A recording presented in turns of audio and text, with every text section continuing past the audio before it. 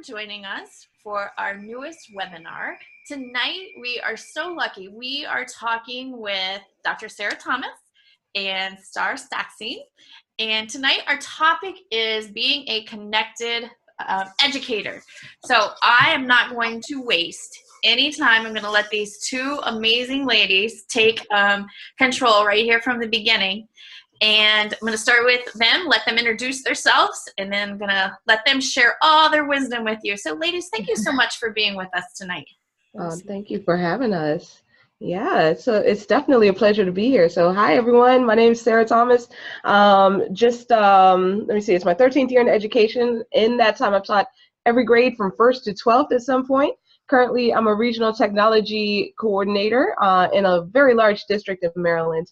And also the founder of something called EduMatch, and we're going to talk about in a little bit. And I see Melissa's here. Hey, Melissa, longtime EduMatcher in the house, and as well as Starr, and we had Jodie on as well. So yeah, just super happy to be here. So I'm going to kick it back over to Starr. Thank you, Sarah. So Starr Sackstein, right now I am the Director of Humanities for a small district in New York. I was a New York City educator, mostly secondary, for about 16 years. And I loved being in the classroom every single day that I was in the classroom. And I'm still kind of in shock that I'm not in the classroom anymore in the new capacity that I'm in. And my journey has really started with Twitter and blogging, which is what I'm going to talk about in a little bit, and how, you know, being connected in that capacity really changed the trajectory of where I ended up in education. So Sarah's got some exciting stuff to share now. All right, absolutely. So I guess I'll kick things off just by going back to the beginning. So I came into education in a non-traditional way. I was alternatively certified. My bachelor's degree was in radio, television, and film. And just one day I happened to be coming down the hall. I had re-enrolled in the master's program for intercultural communications, and I saw a flyer about a way to get into the classroom, which I had been like wanting to do. I'd been bursting at the seams because around that same time, my mom started teaching middle school. She started teaching middle school French, and I went down there, helped her set up her class, and I said, "Oh, you know, this is somewhere I would want to be. I see myself being." So I saw that flyer kind of by serendipity. I applied. And I was accepted into the second cohort. And so what the program entailed was 4 weeks over the summer. I think it was like the whole month of July. Monday through Thursday, we would take about 8 hours of theory classes. Fridays, we would go to summer school and work with students there. The final Friday, we had so the fourth Friday of July, then that was our turn to kind of, you know, deliver the lesson ourselves. So I am grateful for that program. With all that being said, though, and many of us, you know, who've been in the classroom can probably predict how this went, I was kind of unprepared for what I would encounter. So my first few years in the classroom were a steep learning curve, and I felt that most of my energy was spent towards survival instead of growing and thriving. And so it was a very, very steep learning curve. I would say that the first upswing in my journey was when I moved around a lot. So within the first 5 years, I had been at 4 schools. So the 4th school was starting to go pretty well, but I had the opportunity to get into the 5th school, which is one that I had my eye on for a really long time. So when they called me and I went there, it was like a perfect fit because the position was just right. And it was a position for technology in a French immersion school.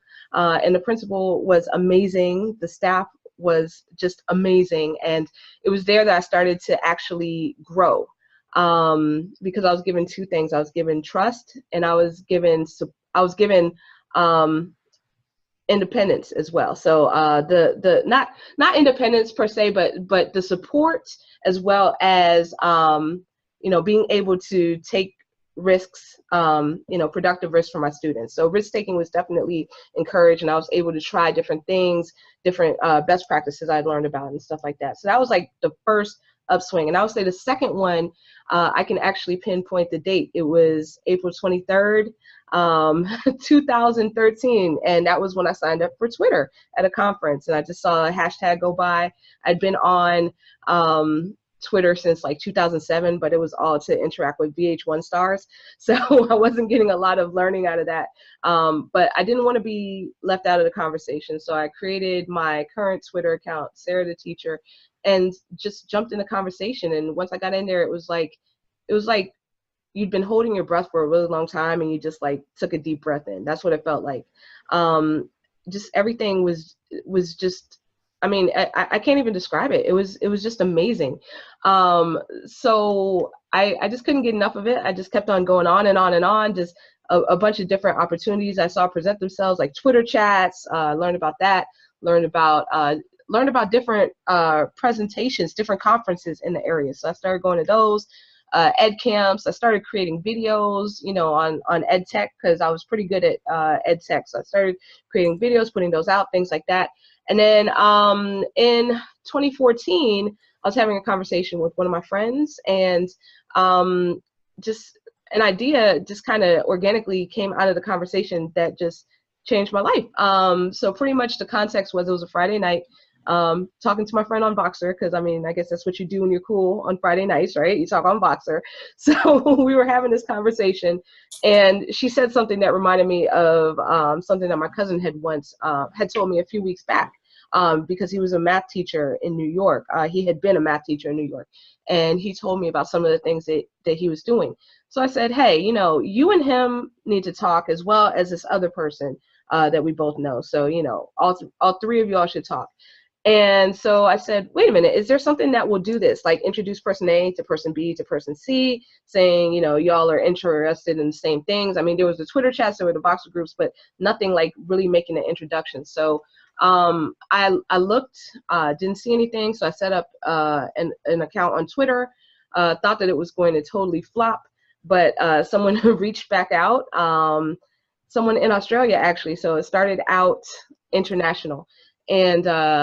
And you know, at the end of the day, after tweeting out stuff about him and using hashtags, and he said that it went really well. He met a lot of cool people. So it was at that point that I created like a Google form and a website. That's when EduMatch was born. Melissa was one of the very first people that signed up. So she's been in for since 2014. So it's crazy. And since then we've grown because of what people have, their ideas. So we are member driven. At this point, we have a reach of, I don't know how many people are active at any given time, because the definition of active is kind of fluid, and also people kind of go in and out of activeness. But I do know that we have a reach of 30,000 on Twitter, and we're on almost all social media platforms, major ones in the United States. So we do that. We also do something called a tweet and talk, which is on Sunday. I remember vividly that Melissa was part of that conversation when it came up, and we were talking about what day should we do it, what time should we do it, you know, and that started back in May 2015. And like we've recently passed like 100 episodes of that. So pretty much it's a video panel using YouTube Live. People sign up. The topics are all crowdsourced. The panelists are all crowdsourced. So anyone who's an educator that has an opinion on whatever topic we're discussing, they're welcome to jump in. And then we just, you know, strip the audio and edit the video, put it back out on YouTube, and put it out, you know, through iTunes, Stitcher, and all that stuff. In addition, we have we started publishing books together. So it started out with an anthology of just a snapshot in education of the year, and that went so well that it's become kind of like a yearly tradition. So we did one in 2016, we did one in 2017. We also did Melissa's holding it up right now. So snapshot in education 2016. Yep. And there was also randomly a cookbook that emerged where people kind of gave their recipes, and you know, we talked also about education in there. And just the most recent chapter, pun intended, is that we have started doing solo books for publishing, and the first one was just released yesterday by Dean Gainey, Journey to the Y in You. So, you know, it's really been great working with Dean and working with all of the other EduMatch authors. It's going to be quite a busy summer. We have 4 scheduled to be released before the end of summer 2018. And oh, and I'm seeing the comments, he's a great singer too. Yes, he is an amazing singer. Yeah, we also have Brian Costello coming up with The Teacher's Journey, Mandy Freilich, The Fire Within, and Alyssa Frazier, Daddy's Favorite. So that's going to be a children's book that's just amazing. And last but not least, I would say that the thing that we're working on right now is the nonprofit. So we are set up for a nonprofit branch of EduMatch, and you know, we just submitted the 501c3 paperwork today, so fingers crossed, and we're hoping to do 2 things with that. So one is to support the grassroots projects of educators and students, so support regarding amplification, mentorship, and potentially funding, depending on how our 501c3 goes, and in addition, regional chapters. So you know, so the people who are located in a geographical area can interact on a deeper level, like even face to face sometimes, you know, and so we're getting ready to get that going. Have some websites in the mix coming up. So that's pretty much an overview of EduMatch. I'll just pop over, share the screen really quickly to show you what the site looks like. This is edumatch.org, and this is it right here. And let me see where it all began.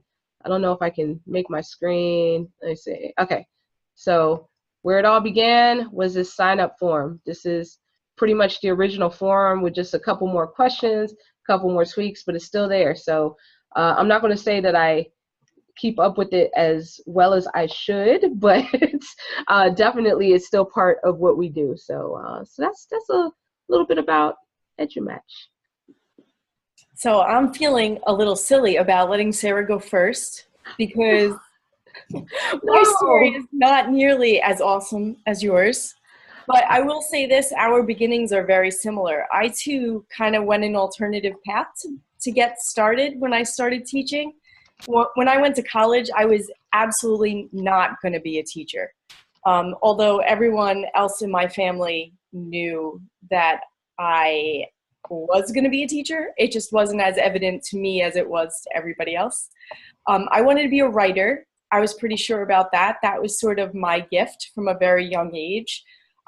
Super shy person, so I spent a lot of time writing and keeping to myself, and I kept journals, and I had very weird friends growing up. I was one of those really weird kids in the really weird crowd who had, like, I played sports, but my people were like the weird kids. That was us. Yeah.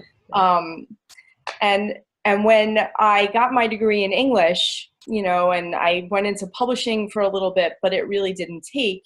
I started working in IT, and I hated sitting in a cubicle. I basically started my young 20s in a cubicle in an IT department, and I hated it. I mean, on the side, I was going to concerts and writing for music magazines, so I have a little of the journalism stuff in me too, which is why when I started teaching in the city, I was a journalism teacher for a really long time. And my first gig when I got into New York City was for a struggling school that they could not find teachers for. I was the 3rd teacher by the end of September in this one group of kids class because they just kept kind of running out. So I had no experience. It was called alternative route back then. I was getting my degree, and I was also teaching at the same time. They gave me a mentor and put me in a classroom, and I had no idea what I was doing. So the first 5 years of my career were a lot like yours, complete survival. Cried every single day for the first 3 months, really wasn't sure I made the right decision, really wasn't sure I made the right decision. And then all of a sudden, something clicked, something changed. I started to connect with the kids.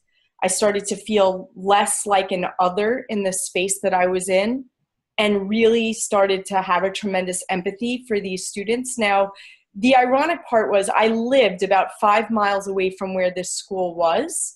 but the socioeconomic situation was so drastically variant from what I grew up in that I had a lot of guilt about how much privilege I grew up in and how there was no privilege where I was teaching.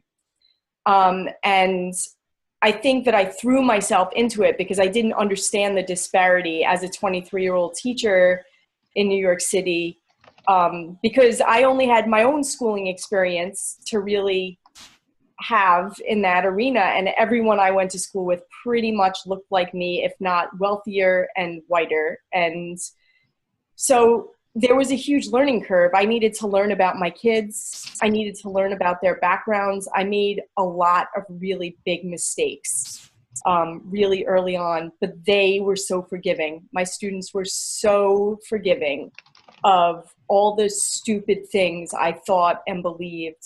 And they taught me a lot about what it meant to be a city kid, and they didn't want my pity, and they certainly didn't want anything like that. They just wanted the same opportunities that kids 5 miles down the road were getting.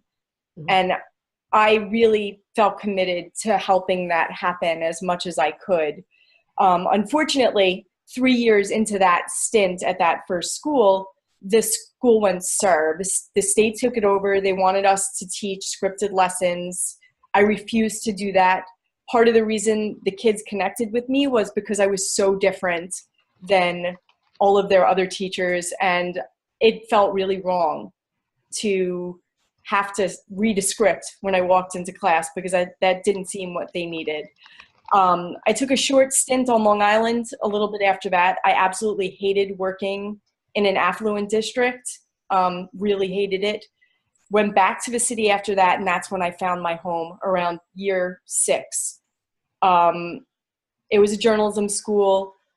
I got to start my own journalism program, print.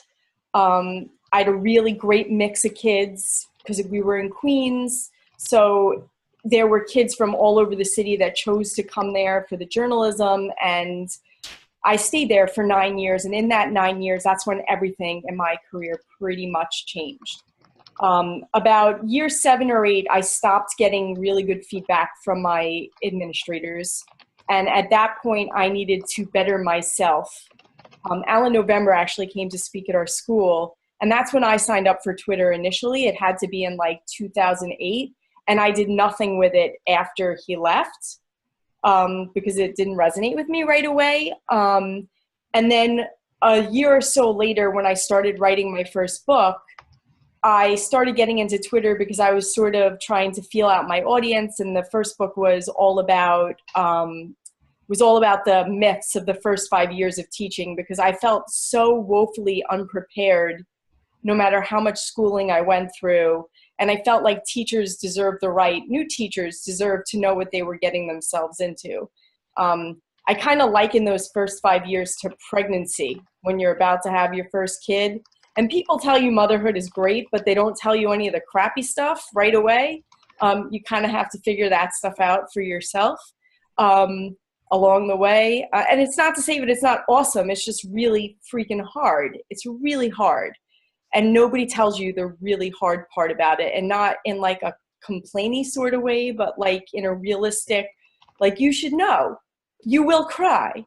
You will struggle. You will be up at night late, and you will also be up in the morning, and you will care for kids that aren't yours in ways that you have no idea you possibly could. And that's going to make you a better person, but it's also going to make you stretch in ways that you didn't think were possible. So Twitter ended up not being enough space, so I started blogging, and that's really when like the crazy stuff started happening. I had this blog at starrsackstein.com, and I remember first getting my Google Analytics, and it would be like 12 people read my blog today. 12 people read my blog today, and I would get so excited. I was like, oh my God, it was only like 10 yesterday, and today it's 12, and I would check the analytics obsessively for like weeks. And then all of a sudden I had started to chat on Cold Chat. I'll never forget it, because during the summer, Cold Chat was like on a morning time when my son had like an appointment somewhere. And so I would sit in the car and I would go on Twitter while I was waiting for him to come out. And I would participate in Cold Chat, and I met all the Cold Chat people, and they were just awesome. And I was like, I really like this Twitter stuff. I liked connecting with people. It kind of got a little addictive. I was going through my own personal struggles. I kind of alluded to that before in the chat. When I started going through my divorce, I kind of clung to my career as sort of like the solid force of everything in my life. Instead of maybe going off into other things that people may have gone off to when they go through struggle, I kind of persevered through my career. And I was on Twitter all the time. Like I could basically, my schedule went around the chats. On Mondays, I did Cold Chat and NY Ed Chat. And on Tuesdays, I did Ed Chat. And on Wednesdays, I did SBL Chat. And like I knew every single chat and every single time slot for every day of the week. And my son, at some point, as he was starting to get older, kind of like, it was like, Mommy, you're always on your computer. And when he got old enough to kind of say that to me, I kind of had to be conscious about how much time I was spending on the computer and how much time that was taking away from him. And balance became a little bit of a challenge for me after that point. But in my job, the Twitter sphere sort of brought me to all these other people that started to push me in ways that I needed to be pushed that I wasn't getting from my school community. And the blogging opened up a whole other sphere. And when Teaching Mythology Exposed came out, which was the first book that I wrote, Peter DeWitt had read it, and I was a guest moderator on Sat Chat. And he DM'd me after, and he's like, I'd love for you to do a guest blog spot on, finding common ground. And I was like blown away. I was blown away that he was interested in what I had written, that he thought I should share his space.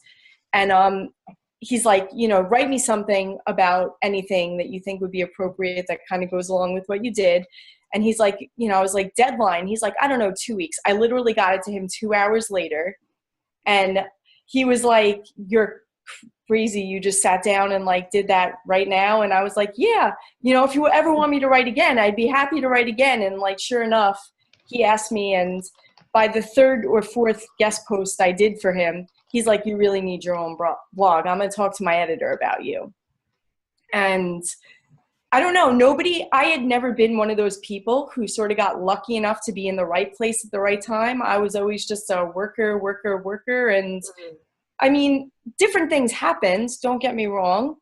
At the 10-year mark, I was honored by the Dow Jones for the journalism work that I did. And somebody was like, wow, overnight, you're getting all of this success, because that year I'd also had a fellowship through ASNI that summer.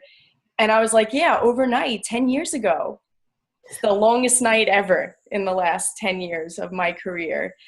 And from there, things just got nuts. I did national board certification, and I just kept pushing. And when Peter moved away from his job and started working for Corwin, he offered me the opportunity to write my first published book through Corwin. And I wrote the blogging book through them in the Connected Educators series. And I was just so blown away that he put so much faith in me and my ability that when I saw people doing really great things, I always wanted to be their champion the same way he was my champion. And when I meet people at conferences who are doing great things, or I see people on Twitter talking about really cool things that they're doing, I'm the first one to DM them and be like, you have to write something for my blog, because I know what that felt like. And it was such an empowering moment when he did that for me, that I want to be able to pay that forward to other people whose voices sort of need to be heard, because there are so many great folks out there. And I was just like every one of them until someone heard my voice in the mix and was like, no, you need to be heard.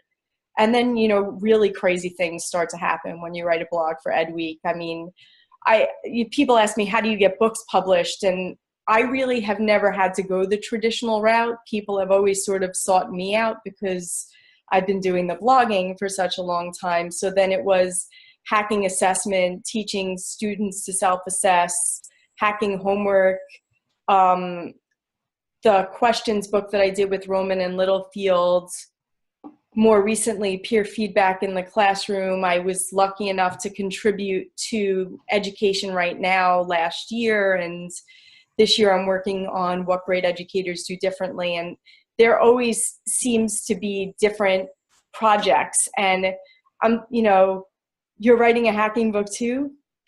That's amazing. It's such an awesome team to be a part of. And there's seriously nothing more humbling when somebody reads something I've written and tells me that my work has helped them become better at what they do. So whenever somebody reads something I write, I always make time to answer their emails. I always make time to talk to them if they want to get me on the phone because they're trying something out. It's really important to me for me to stay humble about the work that I do, because we can't do this alone, and I'm really just one person. And if assessment is going to change, it's going to take a lot more than me kind of preaching from the mountaintops. It's going to take people all over the world brave enough to sort of start making those choices themselves. So, I think it's great, all of us women sitting here making these brave choices and kind of putting ourselves out there, which I had mentioned earlier too about my being an introvert. But I would say the pinnacle of like testing my anxiety and like getting up in front of everybody was doing the TED Talk. Jen Sheffer had her risk and rewards, and she like called me one day and she's like, we're doing this TED Talk, TEDx, and I'd love for you to be a part of it. And before I thought about anything, I said yes. And when I hung up the phone, I nearly vomited for like 10 minutes because the reality of like, oh my God, I'm going to do a TED Talk. It was like, there's really nothing more frightening for somebody who has an issue standing up in front of people than doing something like that. But we have to persevere through our own adversities, and my anxiety is definitely something that I have been fighting with my whole life, and it just doesn't hold me back anymore. It's there. I get nervous. If anybody who's listening right now was at ASCD recently, I walked into my session half an hour early and I thought someone else was presenting, but they were all waiting for me for like something that was happening a half hour in advance. And I got walked out and walked back in again. And I was like, oh my God, like, this room is full already and it's not even started yet. And time to turn it on, time to like turn on, presenting Starr, which usually takes me a good 10 minutes to turn on, which is why the TED Talk was frightening because it was 13 minutes long. So it was like, got to turn it on a little faster, girl, start up a little faster. So I'm just so grateful. I'm grateful that, the story resonates, and I'm really grateful that people care enough to read and do great things with their kids. So I'm done talking. So do we have questions? Who's going on next? First, I want to thank you both. Your stories, oh my gosh, thank you both. I just can't. First of all, I'm writing things down. And then I'm like, seriously, like goosebumps at the same time, because I'm like, because sometimes you feel, and I'm sure as once I unmute everybody, it's a lot of the same thing. We go through this, it's like, am I doing the right things? And that's how I feel, is like with this little, I call it my little project, and everybody's like, Jodie, this isn't a little project, you're doing, and I still think it's like, no, I'm just trying to help people. And that's really all I want to do. And it's because of people like you that help me realize that that's all I want to do, is just to get a word out and to help people. So it's giving me hope that if you two are doing it, that we'll get there someday as well. So I'm excited. So, but thank you both for this wonderful and sharing your stories.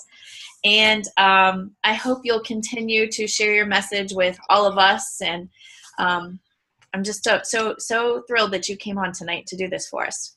It's a pleasure. Thank you. Yeah, thanks for having us.